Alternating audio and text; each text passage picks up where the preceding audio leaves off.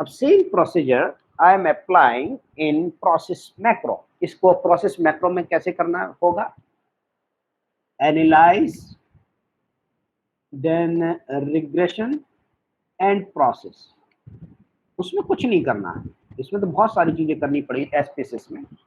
इसमें employ turnover dependent variable, job satisfaction independent variable, job performance moderator variable, और इसमें हम कंटिन्यू, ऑप्शंस में कुछ नहीं करना, मल्टी कैटेगरिकल में कुछ नहीं करना, लॉन्ग वेरिएबल नेम यहाँ पे चेंज कर देते हैं क्योंकि वेरिएबल नेम बड़ा है। तो I accept the risk of incorrect output, ये क्या मतलब है? चलिए, एंड देन कंटिन्यू, ओके। तो ओके करने के बाद देखिए हमारे पास रिजल्ट इसका आ जाएगा। ये कि the species terminated to catastrophic error. चलिए, इसमें कुछ एरर शो कर रहा है, फिर से करते हैं कोशिश। नो, मुझे लग रहा है वहां पर हमें क्या करना था। मैं फाइल अपना ओपन कर रहा हूँ फिर से, केस स्टडी कैटेगरिकल। ये देखिए, ओ, क्योंकि हमने वो फाइल स्प्लिट की थी। अब देखिए ये मेरे पास एक्चुअल डेटा। अब मैं इसमें प्रोसेस मैक्रो के थ्रू रिजल्ट फाइंड करूंगा, एनालाइज, रिग्रेशन, प्रोसेस। ठीक है, same case study process macro के थ्रू हम परफॉर्म कर रहे हैं to check the interaction effect, and then employee turnover y, job satisfaction x, job performance moderator, and then okay।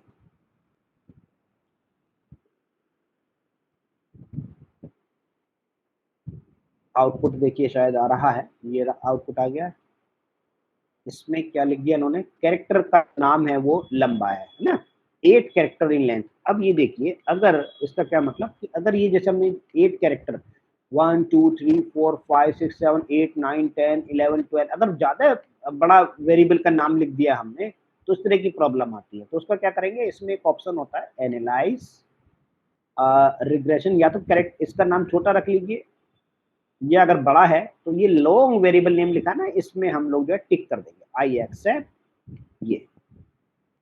ठीक, and then continue. After continue ये देखिए हमारे पास output आ गया।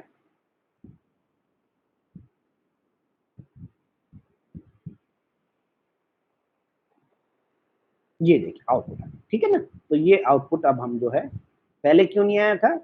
सबसे पहले प्रोसेस मैक्रो इसलिए नहीं हुआ था क्योंकि हमने वो फाइल स्प्लिट कर दी थी, उसको वापस ओरिजिनल फाइल में नहीं लाए थे। सेकंड टाइम इसलिए नहीं आया प्रोसेस मैक्रो का आउटपुट क्योंकि लॉन्ग वेरिएबल नेम था, है ना, 8 कैरेक्टर से ज्यादा था। तो उसका क्या तरीका है, या तो वेरिएबल को हम 8 कैरेक्टर में ले लें या उसको टिक कर दें, लॉन्ग वेरिएबल को एक्सेप्ट कर लें। ठीक है, तो हमने एक्सेप्ट कर लिया था। अब ये देखिए हमारे पास रिजल्ट आ रहा है। तो जो हमने इतनी बार किया रिग्रेशन एनालिसिस के थ्रू, पहले इंडिविजुअल देखा in the relationship employee turnover and job satisfaction, then another relationship with employee turnover with job performer high and low by using independent t-test. Then we applied the create the new variable interaction and then use multiple regression analysis. फिर उसके बाद उसका impact देखा, significant था। Then we split our file, low job performer and high job performer. Then we estimated the value of regression coefficient for low job performer and high job performer and then use online calculator. इतनी सब के करने की आवश्यकता नहीं है, इसमें सीधा सीधा प्रोसेस मैक्रो में एक ओनली वन स्टेप में we can perform the moderation and mutation. लेकिन उसको समझना भी जरूरी है जो हमने किया है, क्योंकि वही रिजल्ट यहाँ पर आ रहे हैं जो हमने किया है। अब देखिए, ये जो इंटरेक्शन टर्म है, इंटरेक्शन टर्म, अब मैं इसको इंटरप्रेट कर देता हूँ रिजल्ट को। रिजल्ट क्या कह रहे हैं, इंटरप्रिटेशन। तो y that is dependent variable employee turnover, और ये हमारा क्या है, तो जो सेटिस्फेक्शन है ये हमारा जो था नॉट सिग्निफिकेंट आ रहा था, ये हमने सबसे पहले भी देखा, इट वॉज नॉट सिग्निफिकेंट, है ना। तो सिग्निफिकेंट नहीं है, तो ये not B1 not significant, B1 not significant, not significant. दूसरा जो जो परफॉर्मेंस मॉडरेटर वेरिएबल, ये क्या रहा है, सिग्निफिकेंट, मतलब मॉडरेटर वेरिएबल तो काम कर रहा है, B2 significant, and multiplication of this, क्या ये काम कर रहा है या नहीं, यस, ये भी काम कर रहा है, बिकॉज B3 सिग्निफिकेंट। तो ये जो जॉब सेटिस्फेक्शन जो था with employee turnover, it was not significant. अब ये जो सिग्निफिकेंट नहीं था, क्या ये इनके लिए भी नहीं था, लो जॉब परफॉर्मर और हाई जॉब परफॉर्मर के लिए? उसके लिए हम चेक करते हैं लो जॉब परफॉर्मर और हाई जॉब परफॉर्मर के लिए। यहाँ से जो आउटपुट दिया है ये देखिए। तो अभी हमने क्या देखा, यहाँ से देखिए, इस रिजल्ट से क्या कह रहा है कि there is no significant relationship job satisfaction and employ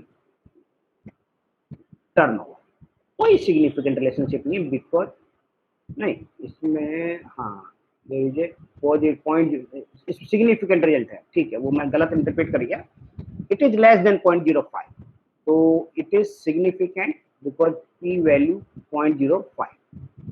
अभी सिग्निफिकेंट है ना, लेकिन किसके लिए है ये देखते हैं। जॉब सेटिस्फेक्शन, दो तरीके के लोग हैं ऑर्गेनाइजेशन में, high job performer and low job performer.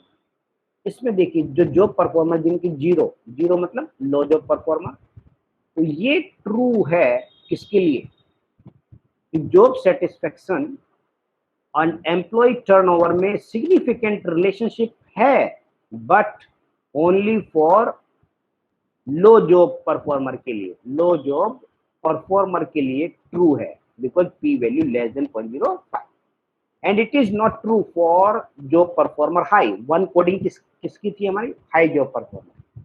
तो यहाँ हम क्या कहेंगे कि जो लोग हाईली सेटिस्फाइड है या जिनका हाई जॉब परफॉर्मेंस है, परफॉर्मर है, they are more satisfied and they do not leave organization quickly. So job satisfaction and employee turnover को हम सबके लिए जनरलाइज नहीं कर सकते, it is generalise only for low job performer.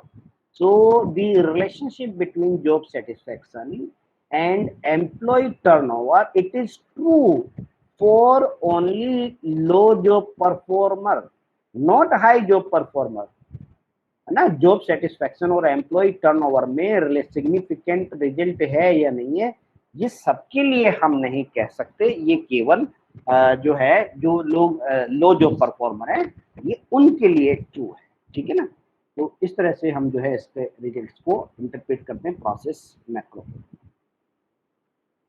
अब एक जो कंडीशन है जिसमें इंटरेक्शन इफेक्ट दोनों का जो है वो है कंटिन्यूअस वेरिएबल, जो थर्ड कंडीशन थी हमारी, जिसमें दोनों ही हमारे वो हैं, क्या कहते हैं, कंटिन्यूअस, और मतलब बल्कि तीनों variable, only 3 variables are continuous. अब इस केस स्टडी में देखिए कुछ वेरिएबल्स हैं,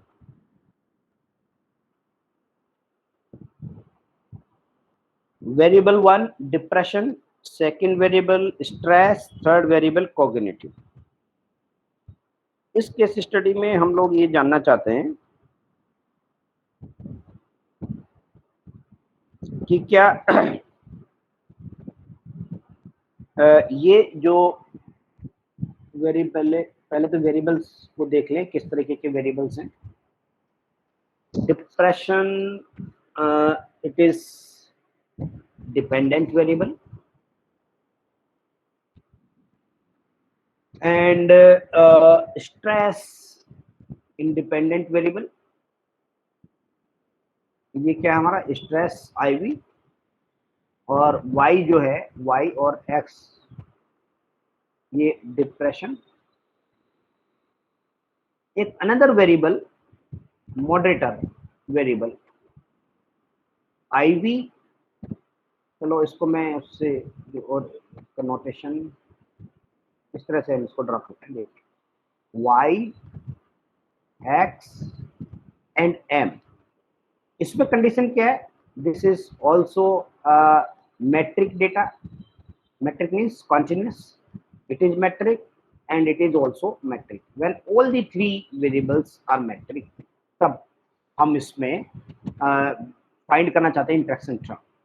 तो क्या कंडीशन होगा इसका, 1x this is b1 m b2 and x into m this is interaction term, whether this is significant or not। इस तरीके के जिसमें तीनों कंटिन्यूस वेरिएबल है, मेट्रिक है, तो दो तरीके की केस स्टडी ले रहा हूं मैं। एक में जिसमें सिग्निफिकेंट इम्पैक्ट होगा इंटरेक्शन का इसका, और दूसरा वाला जिसमें सिग्निफिकेंट इम्पैक्ट नहीं होगा।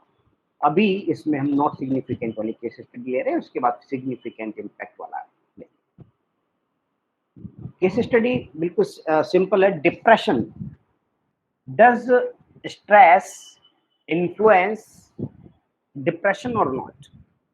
more stress you may be more depressed, less stress less depression। and the cognitive, that is means negative thinking, cognitive means here related to thinking, it's a moderator variable। if your the cognitive means if you are more negative, naturally you will be in stress, less negative less stress less depression। ये तीन variable हैं। अब इसमें we want to find the relationship between the depression and stress, whether it is significant difference or not, and second cognitive and depression, whether it is significant or not, and third is we take multiplication of both, multiple regression analysis के through. ठीक है ना। अब इसको देखिए हम कैसे perform करते हैं। Analyse regression linear.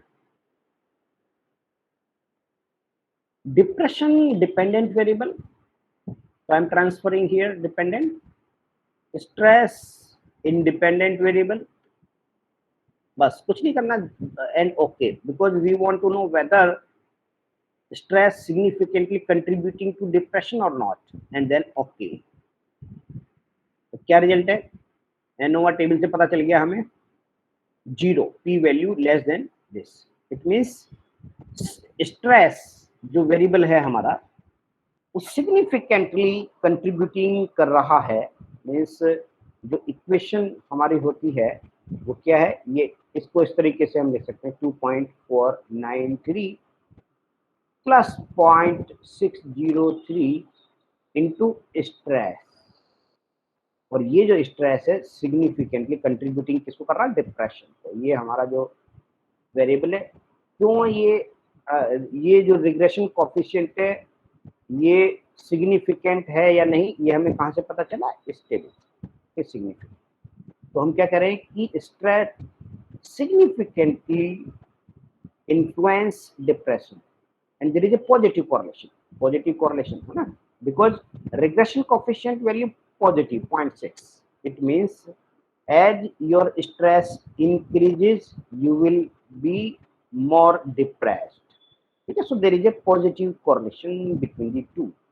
और अगर इसको देखना चाहें ग्राफ से, तो ग्राफ से भी हम जो है इनके बीच में रिलेशनशिप देख सकते हैं। अगर कोई रिसर्च पेपर वगैरह में कोई रिलेशनशिप दिखाना हो तो ग्राफ का scatter diagram, simple correlation, depression depend on stress. तो इसमें देखिए हमने इसको ग्राफ के थ्रू भी we can present same data in a graphical way. इसमें देखिए ये इस तरीके से पॉजिटिव कोरिलेशन हमारा यहाँ पर आ रहा है। हाँ जी सर, कहाँ पहुंच गए? हाँ जी हाँ जी सर, घर की तरफ आ जाए तो बहुत अच्छा रहेगा। हाँ हाँ, बस अनूप सर के पास से तो पास में ही है हमारा, है ना। हाँ, वहां पर कर दीजिए, 11:30 तक आ जाइए बस सर, है ना। मेरा लेक्चर बस 11:30 खत्म होगा। जी जी जी जी, हाँ तो लग ही जाएगा अभी, अब 20-25 मिनट तो आपको। ठीक है sir.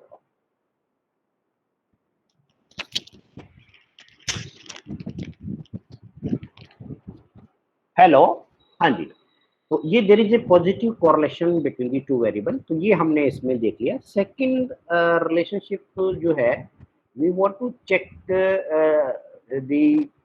Relationship between depression and cognitive, है ना। तो again we can use the bivariate regression, analyzed regression, and linear. So reset depression dependent variable and cognitive independent variable. क्या थिंकिंग से भी डिप्रेशन लेवल का फर्क पड़ता है या नहीं, कि अगर नेगेटिव थिंकिंग है किसी की तो ज्यादा है? Yes. Now you can see there is a significant impact, and the relationship between the two variables, uh, y equal to minus, it's an intercept 307 plus 0.836 into cognitive का मतलब यहाँ पे मेरा नेगेटिव थिंकिंग से है, negative. So there is positive correlation, means high negative thinking, you will be more depressed. So there is a positive correlation between the two. अब हम ये देखते हैं कि क्या जब दोनों वेरिएबल्स को साथ ले लेते हैं, what will be the impact on depression when we combine, when we take both the variables simultaneously by using multiple regression analysis. तो ये देखिए, analyze regression and linear, reset depression and transferred both the variable stress and cognitive and okay। ये देखिए, अब यहाँ पे relationship देखिए affect कर दिया कॉग्निटिव ने। So p value here, p value यहाँ पे क्या आ गया आपका, स्ट्रेस नॉट सिग्निफिकेंट। तो when individually, when we did not take the moderator variable, then it was significant. The relationship between stress and depression was significant. But with the presence of this moderator variable, this moderator variable change of between the x and y, x and, ठीक। तो ये इसने, ये हमारा result कि cognitive, तो depression जो है के ऊपर भी डिपेंड करता है कि कितना हम पॉजिटिव या नेगेटिव सोचते हैं। अब इसमें इंटरेक्शन टर्म हमने क्या बताया था शुरुआत में, कि we want to find the interaction term in a moderation. तो यहाँ देखिए एक वेरिएबल है y that is dependent variable, and ये हमारा इंडिपेंडेंट वेरिएबल है। इसका regression coefficient. Second, we will find the regression coefficient of second variable, and third of this that is B3। तो इन तीनों का देखेंगे, and this is interaction. Interaction it is significant और not, तो we will create another variable, यहाँ पे एक अलग वेरिएबल क्रिएट कर देंगे जिसका नाम होगा इंटरेक्शन। तो हम इंटरेक्शन टर्म कैसे यूज करेंगे, इंटरेक्शन मतलब मल्टीप्लिकेशन स्ट्रेस एंड कॉग्निटिव, तो इनका मल्टीप्लिकेशन करके एक नया वेरिएबल हम यहाँ पे क्रिएट कर देंगे।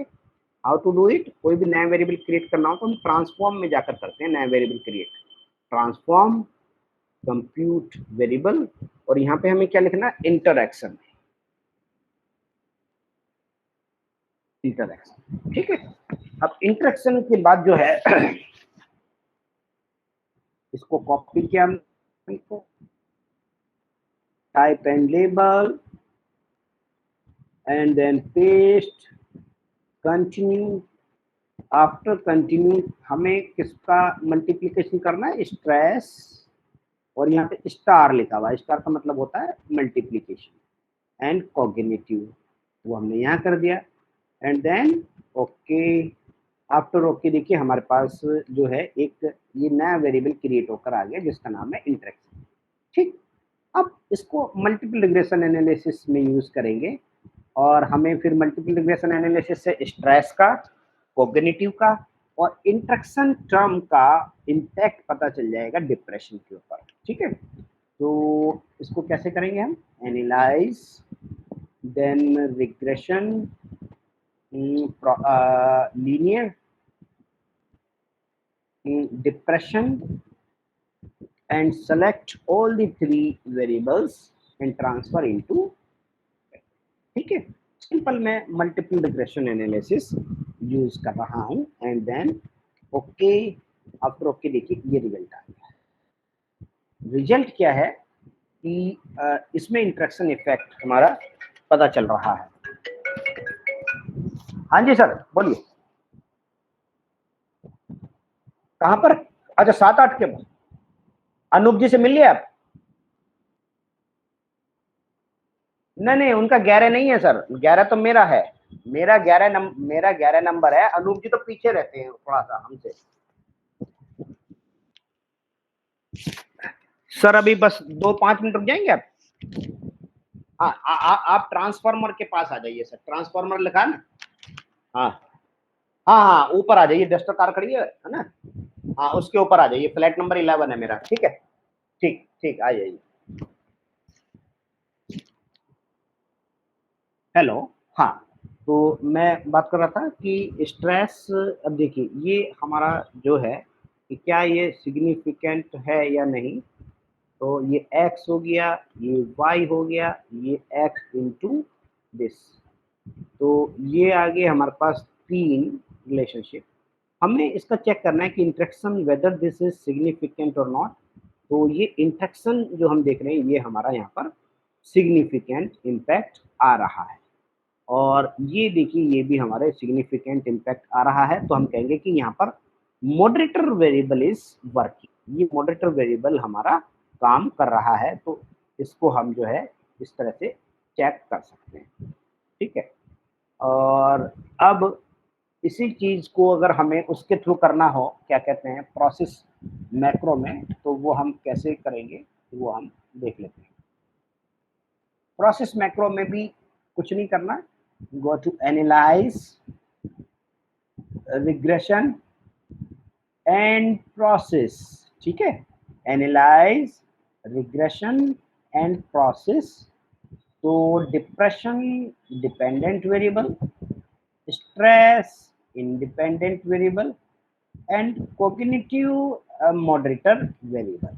ओके, एंड देन यहाँ पे चलिए, अगर वैसे तो कोई ऐसा बड़ा नाम नहीं है, less than 8 character I think, अगर 8 कैरेक्टर से बड़े हों, जैसे 9 दिख रहा है हमें, 9 या 10 है ना, तो उसमें लॉन्ग वेरिएबल नेम्स में हमें टिक कर लेना चाहिए and then continue and then okay, after okay ये देखिए हमारे पास रिजल्ट आ गया।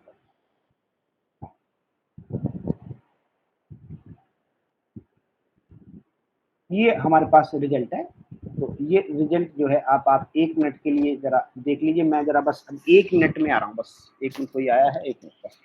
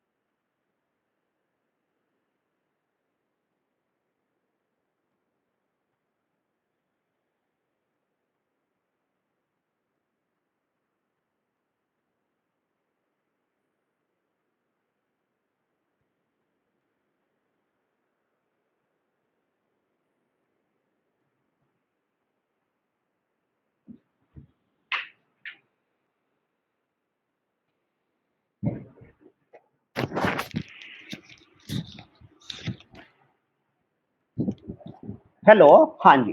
तो मैं रिजल्ट्स इंटरप्रेट कर रहा था कि डिप्रेशन जो ये है इसमें हम लोग ये चेक कर रहे हैं कि वेदर इंटरेक्शन इफेक्ट सिग्निफिकेंट और नॉट। तो वो हम देख ही चुके थे मल्टीपल रिग्रेशन एनालिसिस के थ्रू इंटरेक्शन वाज सिग्निफिकेंट। यहाँ पे हम प्रोसेस मैक्रो जो कि बड़ा इजी है, डायरेक्टली हम इसको कर देते हैं। And this is the interaction effect. ये देखिए हमारा सिग्निफिकेंट है इम्पैक्ट, ठीक है ना। यही हम चेक करना चाह रहे थे कि सिग्निफिकेंट इम्पैक्ट डिप्रेशन का होता है या डिप्रेशन के ऊपर कॉग्निटिव थिंकिंग का इंटरेक्शन इफेक्ट है या नहीं। तो वो हमने यहाँ पर चेक कर लिया। अब एक केस स्टडी और है, इसके बाद जो है फिर हम ब्रेक लेंगे और फिर जो है ब्रेक के बाद मीडिएशन की 3 केस स्टडीज होंगी, उसको भी हम एसपीएसएस में और उसमें दोनों में परफॉर्म करेंगे। एक इसकी जो लास्ट केस स्टडी है मॉडरेटर वेरिएबल की, ये इसमें तीनों वेरिएबल ही हमारे कंटिन्यूस होंगे, बट कंटिन्यूस अगर तीनों वेरिएबल है उसमें इंटरेक्शन इफेक्ट हमारा नहीं है, तो उसको हम कैसे पहचानेंगे कि इंटरेक्शन इफेक्ट नहीं है, ठीक है ना। तो मैं next case study I am taking my another case study continuous moderator 2। ये इस केस स्टडी में देखिएगा कि ये जो वेरिएबल्स हैं हमारे कि the y y and x, ठीक। और ये जो another variable that is moderator variable, all are continuous. Continuous का मतलब है मैट्रिक डेटा में है, सारे मैट्रिक डेटा है हमारा। मैट्रिक मीन्स कॉन्टिन्यूस और ये इंटरवल या रेशियो स्केल का डेटा बना हुआ है। इसमें जो y है हमारा, ये EP means exam, exam performance, exam performance. और जो आईक्यू है, इंटेलिजेंस क्वोशिएंट, इंडिपेंडेंट वेरिएबल है। और इसके बाद एक है सेल्फ स्टडी, सेल्फ स्टडी हमारा मॉडरेटर वेरिएबल। तो हम ये जानते हैं कि आईक्यू, जिनका आईक्यू ज्यादा होता है एग्जाम परफॉर्मेंस उनकी अच्छी होती है, बट ओनली आईक्यू लेवल ही वो नहीं करेगा। Self study also contribute to the exam performance. Sometimes people IQ level low, but he give or devote more time to self study, so his performance is good. People, some people very high IQ level, but they don't devote much time to self study, so exam performance low. तो ये जरूरी नहीं है कि जिनका IQ level ज्यादा होगा हमेशा उनकी अच्छी परफॉर्मेंस होगी। जिनका आईक्यू लेवल कम भी है और उनकी एग्जाम परफॉर्मेंस इसके ऊपर भी डिपेंड करती है, अगर वो सेल्फ स्टडी में ज्यादा टाइम डिवोट करते हैं then exam performance will be good. Okay, तो ये छोटी सी केस स्टडी है। इस केस स्टडी में हम जो है इसको समझ सकते हैं। ये देखिए, एनालाइज देन कंपेयर, ये सेल्फ स्टडी हो गया हमारा, सेल्फ स्टडी एग्जाम परफॉर्मेंस। तो पहले इनमें हम रिलेशनशिप फाइंड कर लें कि क्या कोई इनमें रिलेशनशिप है या नहीं है। Exam performance and IQ level. So I'm just applying simple regression analysis, analyze regression and linear, ये मैंने किया। and exam performance dependent and IQ level independent variable, and then we find the relationship. Yes, there is a significant impact because p value less than 0.05. IQ level influence the performance, exam performance, ठीक है। अब दूसरा relationship हम किस में देखना चाहेंगे, IQ level and sorry self study and exam performance. So analyse. और एक चीज और भी मैं बता देता हूँ कि अगर आपके ये जो स्केल हैं ये डिफरेंट हैं तो इनको स्टैंडर्डाइज्ड भी कर लेना चाहिए, स्टैंडर्डाइज्ड स्केल। क्योंकि आईक्यू लेवल का स्केल अलग होगा, परफॉर्मेंस को मेजर करने का अलग और सेल्फ स्टडी का अलग। तो इसके लिए क्या करते हैं, इसको हम स्टैंडर्डाइज्ड स्केल में कन्वर्ट कर लेते हैं। चलिए मैं स्टैंडर्डाइज्ड स्केल कैसे कन्वर्ट करते हैं वो भी बता देता हूँ। एनालाइज डिस्क्रिप्टिव स्टैटिस्टिक्स, फ्रीक्वेंसीज नहीं, इसमें नहीं आएगा, एनालाइज डिस्क्रिप्टिव, तीनों वेरिएबल्स को मुझे स्टैंडर्डाइज्ड स्केल में कन्वर्ट करना है। ये मैंने तीनों को सेलेक्ट कर लिया, यहाँ पे लिखा देखिए save standardised value as variable, ये मैंने टिक कर दिया एंड देन ओके। तो ओके करने के बाद ये मेरे देखिए जेड स्कोर आ गया, जेड स्कोर का मतलब होता है स्टैंडर्डाइज। अब तीनों आ गया है ना, अगर स्केल हमारे अलग अलग हो तो कर लेना चाहिए स्टैंडर्डाइज स्केल। अब सेकंड रिलेशनशिप के लिए मैं फिर से एक बार रिलेशनशिप फाइंड कर लेता हूँ, वही जो मैंने अभी फाइंड की थी, exam performance and exam intelligence IQ level and then okay. तो यहाँ पे भी देखिए IQ सिग्निफिकेंटली कंट्रीब्यूट कर रहा है because P value less than 0.5।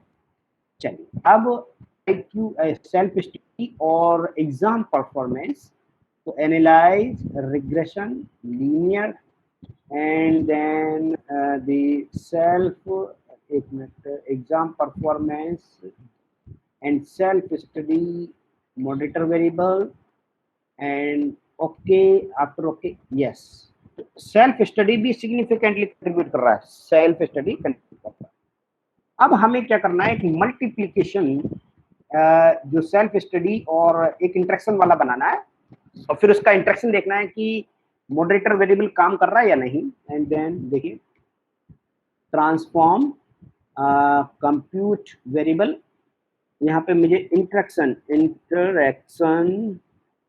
And इसी को मैं कॉपी कर रहा हूँ, interaction and then copy type and label and then paste continue. मुझे किस किस में करना है, सेल्फ स्टडी का मल्टीप्लिकेशन IQ लेवल में करना है, तो ये मेरे पास आएगा and then okay. After okay देखिए ये मेरे पास एक आ गया इंटरेक्शन, ठीक है।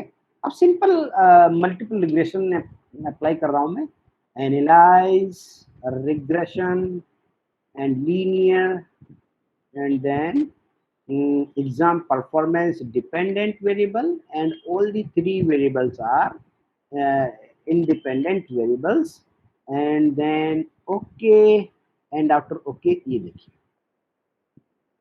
तो मैंने बताया था कि मैं एक केस स्टडी लूंगा जिसमें इंटरेक्शन इफेक्ट सिग्निफिकेंट नहीं होगा, तो ये जो रिजल्ट है interaction term it is not significant. तो हमारा स्टैटिस्टिकली डायग्राम क्या था, वो ये था कि B1 इसमें सिग्निफिकेंट है, significant and moderator variable B2 not significant और multiplication of this B3 it is not significant. ये हमारे पास आ गया, ठीक है। अब इसी को अगर हमें प्रोसेस मैक्रो में करना तो नहीं, तो हमें इसमें कुछ नहीं करना, वो बड़ा सिंपल है। सेम केस स्टडी को इंटरेक्शन इफेक्ट को चेक करने के लिए कि वो सिग्निफिकेंट इम्पैक्ट आ रहा है या नहीं, तो इसमें हम लोग क्या करते हैं, simple analyze regression and process macro पर आ गए हम लोग and then exam performance dependent variable, intelligence quotient x independent variable, self study moderator variable and long variable names tick कर रहा हूँ क्योंकि वेरिएबल नेम हमारा बड़ा हो गया है, कंटिन्यू एंड देन ओके। तो अब ओके देखिए हमारे पास ये रिजल्ट आ रहा है।